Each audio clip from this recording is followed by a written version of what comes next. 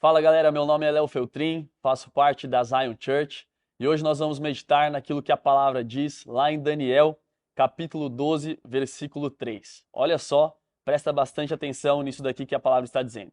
Aqueles que são sábios reluzirão como o fulgor do céu, e aqueles que conduzem muitos à justiça serão como as estrelas para todo sempre.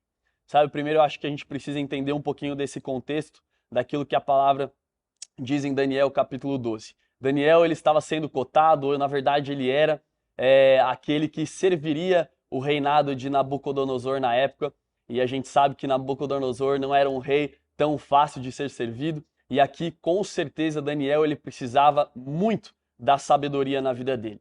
E obviamente o Senhor ele deposita uma sabedoria sobre a vida de Daniel, que ela é uma sabedoria impressionante no quesito de interpretar os sonhos e também para que ele pudesse compartilhar a respeito daqueles sonhos que ele vinha recebendo da parte de Deus. E uma das coisas que eu fico imaginando em relação a isso eram os problemas, os tamanhos problemas que Daniel ele precisava resolver. E trazendo para a nossa vida hoje, eu fico pensando que, obviamente, na nossa vida em particular, nós temos muitos problemas, nós temos muitas adversidades ao longo do nosso dia a dia, ao longo dos nossos meses e ao longo dos nossos anos. Mas eu também creio que o nosso Deus é um Deus de soluções sobrenaturais. Então, ao mesmo tempo que eu e você temos problemas, nós também temos um Deus de grandes soluções, de soluções sobrenaturais. E a palavra de Deus também diz que o princípio da sabedoria é o temor de Deus. Eu creio que nós precisamos, principalmente numa geração como essa, ainda mais do temor do Senhor nas nossas vidas. Que eu e você venhamos buscar isso constantemente, o temor a Deus, para que o temor de Deus que existe sobre a nossa vida venha nos capacitar em sabedoria e que através da sabedoria nós possamos realmente servir a Deus e expandir o reino de Deus nessa terra. Então eu quero declarar sobre você uma sabedoria que ela é expandida, eu quero declarar sobre você que a mesma unção que existia sobre a vida de Salomão recaia sobre você nessa hora, em nome de Jesus, e que através da sabedoria você venha fazer grandes feitos para Deus, em nome de Jesus. Amém.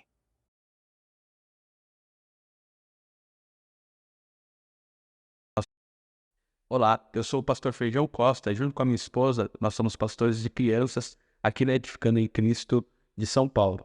E hoje eu estou aqui para meditar com vocês no versículo do dia que se encontra em Judas, no capítulo único, versículos 20 e 21, que diz assim: Edifiquem-se, porém, amados, na santíssima fé que vocês têm, orando no Espírito Santo. Mantenham-se no amor de Deus, enquanto esperam que as misericórdias do nosso Senhor Jesus Cristo os leve para a vida eterna. Antes de entrarmos na meditação do texto em si, é importante ressaltar primeiro que o Judas, autor dessa carta, não é o Judas Iscariotes. Na verdade, muitos estudiosos defendem que esse Judas da carta é um dos irmãos de Jesus e que se tornou um discípulo de Cristo após sua morte e ressurreição. Em segundo lugar, essa carta tem por objetivo tratar um problema que a igreja do primeiro século enfrentava e que é muito semelhante ao que enfrentamos até os dias de hoje: o uso de sofismas para transformar a graça em libertinagem. E quando entramos lá nos versículos 20 e 21, temos valiosas dicas de Judas para como evitarmos de cair nessas mentiras. Primeiro, ele nos convida a nos edificarmos na Santíssima Fé, a alicerçarmos nossa vida na crença que temos em Jesus, na sua palavra e em seus ensinamentos. Ele ressalta ser uma santíssima fé, o que automaticamente nos afasta de uma fé deturpada ou adaptada aos nossos desejos, mas santificada na verdade. Depois, ele nos instrui a orar no Espírito Santo, que também nós podemos entender como com a ajuda do Espírito Santo. A oração ativa é nos aproximar do Senhor e também alinhar o nosso coração com o próprio coração do Senhor. E por isso, a ajuda do Espírito Santo é de suma importância.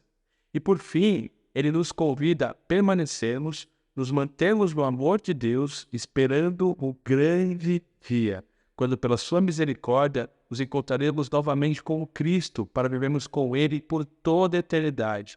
Quando mantemos os nossos olhos na eternidade, essa bendita esperança, temos a segurança de que ventos de doutrinas, ou como Paulo também alertou, pregadores que afagam o nosso desejo, não conseguirão nos distanciar da verdade que é Cristo.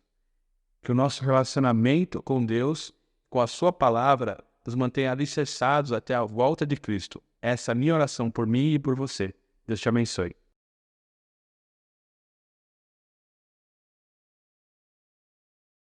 Olá, tudo bem? Eu sou o Gabriel Borges, eu faço parte do movimento Dunamis e eu quero compartilhar uma palavra de Deus com você. E ela está lá em Esther, capítulo 4, versículo 14. Pois se você ficar calada nesta hora, socorro e livramento surgirão de outra parte para os judeus, mas você e a família do seu pai morrerão. Quem sabe se não foi para um momento como este que você chegou à posição de rainha. Aqui nós estamos falando sobre a rainha Esther. É importante analisar o versículo anterior, o capítulo anterior, na verdade, capítulo 3. Mardoqueu está no meio de uma situação adversa, onde o rei Xerxes, ele levanta um homem chamado Hamã, e Mardoqueu descobre um plano onde esse rei, esse homem chamado Hamã, iria oprimir o povo e matar todos os judeus. Ele chega então à rainha Esther e ele apela para ela, quem sabe não é para um tempo como este que você foi levantada. Isso tudo foi ocasionado porque Mardoqueu não estava se prostrando, se rendendo diante desse homem chamado Hamã.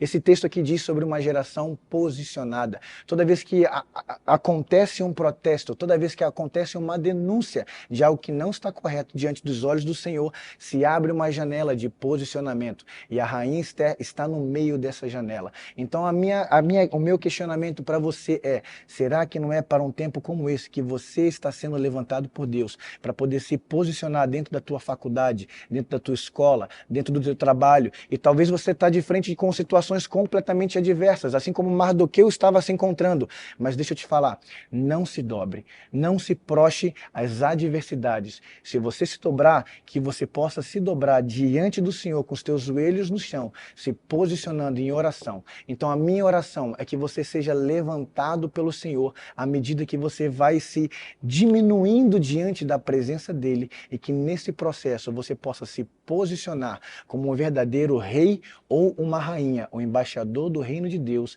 aqui na terra, trazendo transformação. Deus te abençoe. Olá, eu sou a Daniele. E o versículo de hoje é Evangelho de João, capítulo 1, versículo 12, que diz assim: Porém, alguns creram nele e o receberam, e a estes ele deu o direito de se tornarem filhos de Deus. Esse versículo nos mostra que o ato de receber o Senhor Jesus também é um ato de filiação. O filho, ele tem acesso à herança, ele é recebido por uma família e ele tem o privilégio de ouvir o pai de perto, de conhecer o pai. Ser recebido como filho de Deus é ser herdeiro e co-herdeiro com Cristo. Essa doce conexão que nós temos com o Pai, ela é resultado do sacrifício de Jesus na cruz do Calvário por mim e por você, onde foi retirado toda barreira a esse acesso, a essa conexão, a essa comunhão tão doce. No dia de hoje, eu quero te convidar a ser grato e a celebrar essa presença tão doce do Pai.